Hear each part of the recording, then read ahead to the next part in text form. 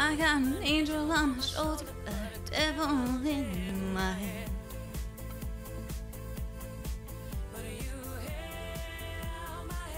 What's up, guys? That was Angel on My Shoulder by Cascade, and this is your host, Brenda Z, on Getting Mental. Oh my God, I love that song. You know, I've been hearing that song these past couple of days. It's just been, it's been out there for me, and I have a really strong connection with my angels. I have a very strong connection with Source. I get messages all the time that sometimes I choose not to listen to, and that's when everything goes awry. But holy this past week, I don't think I've ever gotten this many messages to not pursue something and to let it go. Every time I ask my angels, so what should I do about this situation? Like what, literally every time I would see warning, caution, warning, no. And I'm like, please give me a sign. And it was like, no, I need another one. No, but I need a sign. Like that's been me this past week. Shout out to my girlfriends who have been there for me this past week, who have received phone calls and texts from me and who've been there for me. I love you guys so much. Thank you. I'm just so grateful. And yeah, that song came on and it was like, no means no. And I'm like, damn, give me another sign. And then the lyrics go, beautiful lady, will you come and save me? I'm like, oh, I have to save myself. I have to love my inner child, and I cannot expect anybody else to do that. Only I can give that to myself. And I felt like that song was a message from my inner child screaming at me. Like, this is my inner child. This is teenage Brenda. Her nickname's Roxy. Roxy was straight up yelling at adult Brenda. Like, I don't know how many times you need us to tell you no. But the answer is no. And you need to love me. That's what Roxy was screaming at me. She was like, you need to love me. And it's like, damn. Yeah, I do. And that song kept playing. And you held my hand and took me right back down to hell. And I just thought, oh my God, I will be repeating the same pattern that I've been repeating for many years. And I have the chance for growth right now. I have the chance to go, no. And it's not easy. It's hard. It hurts, right? It hurts to know that this behavior has been hindering me, and it's so hard to break. It's not easy. If it were easy, everyone would do it. But I had to really sit with myself, trusting my intuition. It's something that is new for me. Like, it's new territory for me. So now I'm starting to trust myself when I say, something doesn't feel right. Instead of forcing and barreling through, I'm like, just, And it's hard because sometimes you just really want things to work out. You really want certain things, but the universe has a plan. If you keep meeting block after block, that's divine intervention. I'm someone who work myself to the bone to make sure I get what I want. But there are certain things in life that I can't do that in. There are certain things that I can't control. Actually, I can't control anything. Control is a complete illusion. We have no control whatsoever over any external circumstances. The only thing that we have control over is how we react to situations and how we behave and what we put out into the world. That's the only thing that we have control over. And for the first time in certain areas of my personal life, I've started to realize how important it is to not force something that intuitively I know may not be the best for me. Personally, I think that that's the most powerful thing in the world, to have control over ourselves. because you can create a completely different reality, you know? Also, thank you so much for sending me your messages on what kind of topics you'd like discussed. I have a big list, and I have a couple that I want to touch upon right now. One of them is self-confidence. And I think what happened this past week with me is a perfect segue into talking about self-confidence, because confidence comes from within. It doesn't come from any external things. It doesn't come from material things. It doesn't come from having a partner. Now, how do you cultivate it, right? In my mindfulness coaching, I have a few exercises that I like to do. One of them is a power pose. You stand in front of the mirror, you put both of your hands on your waist like this, and you say some positive affirmations to yourself, like, I am loving. I am kind. I scare men. No, just kidding. Please don't say that. Say something that makes you feel good. That's a great way to build confidence.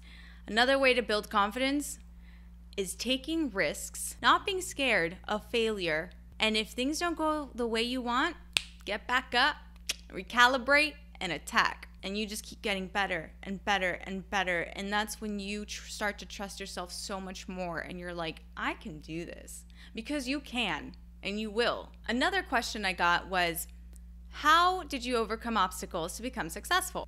There are so many different things that contributed to get me to where I am today. I could not have done this alone. I couldn't have gotten here without my friends who believed in me, people who took chances on me. But most importantly, I couldn't have done it without myself. It's so important to realize that you create your reality, and you have the power to overcome your obstacles if you stay determined, if you have grit, if you stay consistent, and you don't give up, and you keep pushing and grinding hard while being kind to others, genuinely kind. I'm not talking about that nice fake shit. I'm talking about genuinely kind and wanting to put out positivity. You will go so far, and you will overcome anything that you set your mind to. I had an incredibly traumatic upbringing, super chaotic, no stability. Depression runs deep in my family. I had so many things stacked against me growing up, but I always had hope. I can't stress this enough. It may sound like such a cliche thing to say, but you cannot give up hope. And we hear that all the time, right? We hear that. It's like, but how can you not when there's, so many things that are going on and shit happens? Yeah, but know that it always gets better. Always. Always. Think about it right now. You have survived all of the worst days that you thought you were not going to survive. You are here right now. We are, I don't know how many months deep into this pandemic, and you are still here, and you are watching this for a reason. If you needed a sign, this is it. This is a sign to let you know that you can overcome any obstacle that you put your mind to. Keep persevering. Don't give up. Find supportive people who are going to be there for you, who love you for you, who don't undermine you. And that exists because I have created my own beautiful universe, and I talk about it all the time. I love all of my friends so hard. My friends are my family, and I love so hard. And that's also another thing that's kept me going. Having love for everything around me. I consider myself a very successful person because I'm a very happy person. And to me, happiness equals success. Another question I got was, what do you do about the hobbies that you used to partake in, but now can't due to things being shut down? I've had to improvise. I've had to see, okay, I used to like going out I mean, I still do, but I used to go out all the time. I mean, I was rarely home. I would always joke with my landlord and tell her, hey, I live at Starbucks and I live at the Comedy Store and I live elsewhere, but I pay rent here, but I live somewhere else. And that was always our joke. So for me, staying home was a incredibly big challenge, being the raging extrovert that I am. And one of the ways that I began to improvise was by writing down, what is it that I love? What is it that I used to do? And if there's any way that I can recreate that in my home or around my neighborhood or around me at the moment. I loved going to the Comedy Store. I miss my Comedy Store family, and I miss talking to everybody. I'm a huge extrovert. So for me, it's really important to go out and talk to people. So after sitting with myself, I created my podcast. I improvised. I started to dive into other things that I've always wanted to do and would say I didn't have time for, like playing my piano. From my experience, having this time to be with myself has skyrocketed my creativity. I'm diving headfirst into it. I don't stop. Another topic I got was, tell us about relationships, romantic and non. All right. Well, let's talk relationships. They're essential for us to survive and thrive.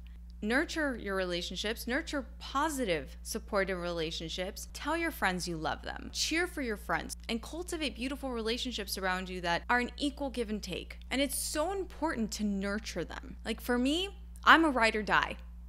If I call you my friend, I'm affectionate. I am supportive.